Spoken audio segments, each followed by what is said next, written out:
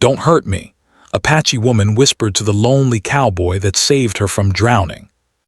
He was a quiet man, tall and strong, with a worn hat shading his eyes from the sun. He had been traveling alone for days, moving from one small settlement to another, and the silence of the wilderness had become a part of him. The wind whispered through the trees and birds called from the branches, but his mind was focused on the river. Suddenly, a flash of movement caught his eye. A woman was struggling in the water, her arms flailing as the current threatened to sweep her away. She wore simple clothing, soaked and clinging to her body, and her face was pale with fear. The cowboy felt a surge of urgency. Without hesitation, he dismounted and ran toward the riverbank, his boots sinking slightly in the wet soil. He could see the panic in her eyes, the desperation as she fought to keep her head above the water.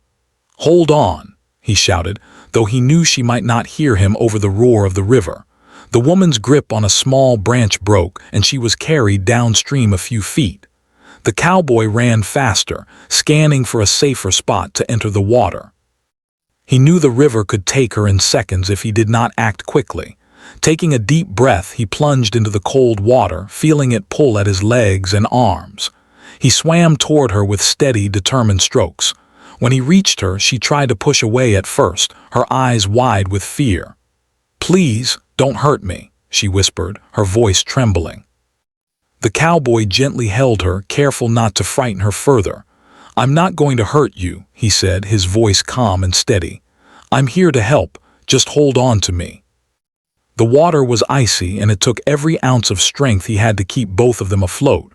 When they finally reached the bank, he helped her crawl onto the wet grass, his arms steadying her until she could sit up. She shivered violently, and he could see her teeth chattering. "Here, take this," he said, offering his coat. She hesitated, then accepted it, wrapping it around herself as best as she could. Her hands were shaking so badly that she could barely pull the fabric tight. "Thank you," she whispered, her voice barely audible. I thought I was going to die." The woman looked at him with cautious eyes, as if trying to understand what kind of man would risk his life for a stranger. He avoided staring too long, knowing she needed time to feel trust. He simply offered a quiet presence, letting her know he would not harm her. The cowboy noticed she was wet through to the bone, and the chill in the air would make her very sick if she stayed like that. "We need to get you warm," he said. "There's a small shelter not far from here. We can get a fire going." As they walked, he tried to keep the conversation light, speaking of the weather, the river, and the path ahead. She responded only with quiet nods or short answers, but gradually her tension eased ever so slightly. When they reached the small shelter, it was little more than a wooden cabin, abandoned but still dry. The cowboy quickly gathered some dry wood and started a fire. The warmth from the flames pushed back the cold that had seeped into their bones. He helped her sit near the fire, making sure she was comfortable. "Drink this," he said, handing her a canteen of water. She accepted it and sipped slowly, still cautious but beginning to feel safe in his presence. For the first time since the fall into the river, she spoke more clearly. Why did you help me?" she asked, her voice small. The cowboy shrugged, looking into the fire. "Because it was the right thing to do. No one deserves to die in a river alone. You can trust me." He noticed how exhausted she looked, how she shivered even under his coat. He offered her some dry cloth to wrap around herself, and she accepted, grateful but silent. He understood that trust could not be forced. It had to be earned step by step. Hours passed. The sun dipped lower in the sky, and the shadows in the cabin grew longer. Outside, the river continued to rush, but inside there was a small pocket of safety, warmth, and quiet understanding. The woman gradually relaxed her posture, leaning slightly closer to the fire, though she did not yet let him see her completely at ease. "Do you have a name?" he asked, breaking the silence. She hesitated, then said, "Lanny." "We'll figure out the next step in the morning." Night fell and the fire crackled softly, casting dancing shadows on the walls. Lanny watched the flames, feeling a strange mix of emotions, fear, relief, and something she had not felt in a long time, hope. Caleb remained near the fire, keeping watch, making sure no harm came to her during the night. Though neither spoke, a silent understanding grew between them. It was fragile, like a small sapling in the wilderness, but it was there. Caleb's presence was steady, reliable, and safe. Lanny's fear was slowly giving way to cautious trust. The river had been cruel, but the human kindness she found on its bank gave her a glimmer of hope. She realized that help could come in the most unexpected ways, and that courage could belong not only to those who faced danger, but also to those who reached out to save a stranger. As the night deepened, Lanny curled herself in the warmth of the firelight, holding the coat around her tightly.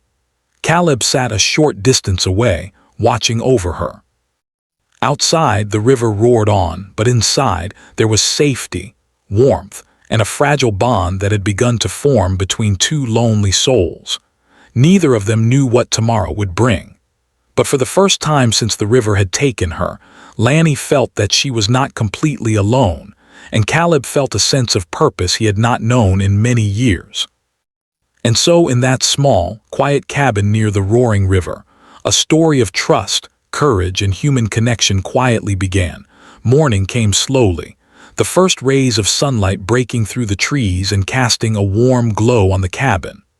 The river's roar outside was constant, but inside, the small cabin held quiet and calm. Lanny stirred, stretching her stiff limbs and slowly removing the coat that Caleb had given her. She felt a little stronger than the day before, but the memory of the river still made her shiver.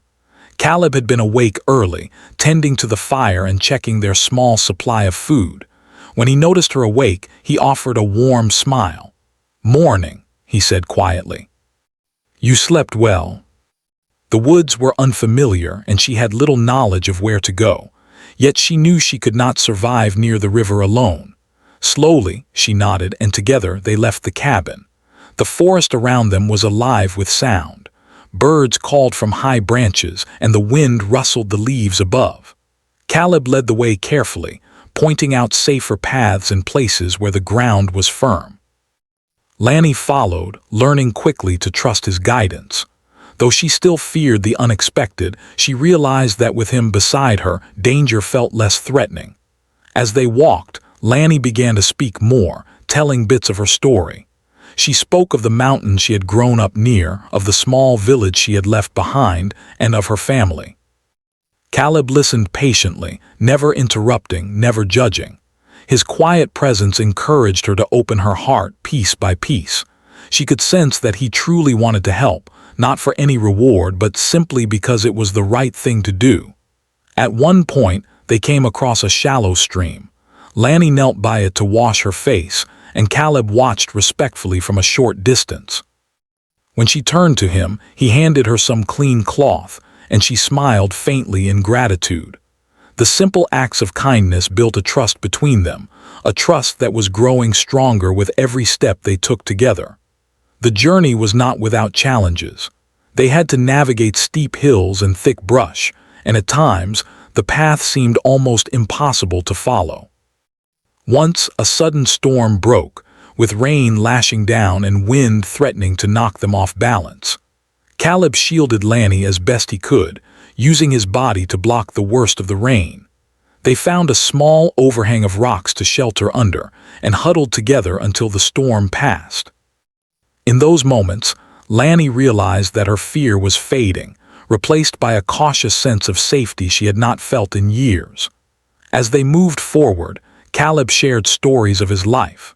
He spoke of times when he had been alone, of the solitude of the open plains, and of the few people who had shown him kindness along the way. Lanny listened, intrigued by this quiet man who had risked his life for her without hesitation. She began to see him not just as a protector, but as someone with a gentle strength that matched her own quiet resilience. By late afternoon, they reached a clearing that overlooked a distant settlement. Lanny paused, taking in the sight of the small cluster of buildings and smoke rising from chimneys.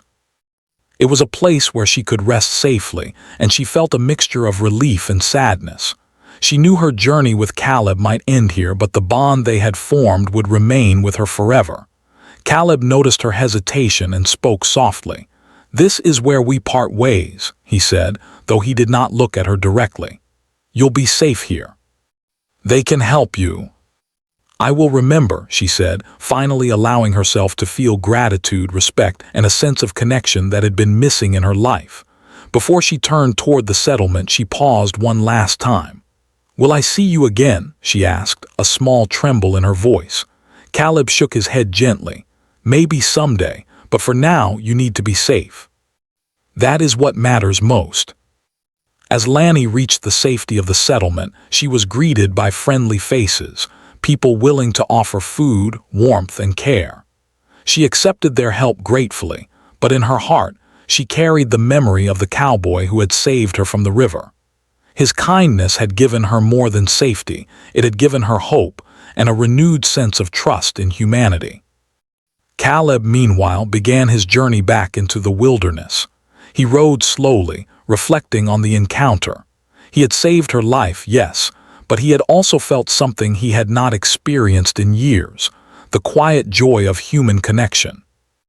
Though he would remain alone in the vast expanse of the plains, the memory of Lanny and the bond they had formed would stay with him, reminding him that acts of kindness could bridge fear and loneliness. In the days that followed, both Lanny and Caleb carried the lessons of that river. Lanny became stronger, more confident, and more willing to trust others. Caleb continued his solitary travels, but with a new understanding of the power of compassion and courage. Their paths may have diverged, yet the impact of their meeting endured, a silent testimony to the strength of the human spirit and the quiet power of kindness. Even years later, Lanny would remember the river, the fear, and the lonely cowboy who had reached into the chaos to pull her to safety. She would remember the warmth of the fire, the calm of his voice, and the steady presence that gave her hope. And Caleb, though he remained a solitary figure in the wilderness, would remember her smile, the way she had slowly begun to trust again, and the fleeting but profound connection that had touched them both. The story of the river, the fear, and the rescue became a memory neither would forget. It was a reminder that even in the wildest, most dangerous places, human kindness could shine through. That even two people from very different worlds, bound by circumstance, could create a bond that changed their lives forever. And so, the lonely cowboy continued his travels, the Apache woman moved forward with strength and hope, and the river kept flowing, carrying with it the memory of a day when courage, trust, and compassion had conquered fear.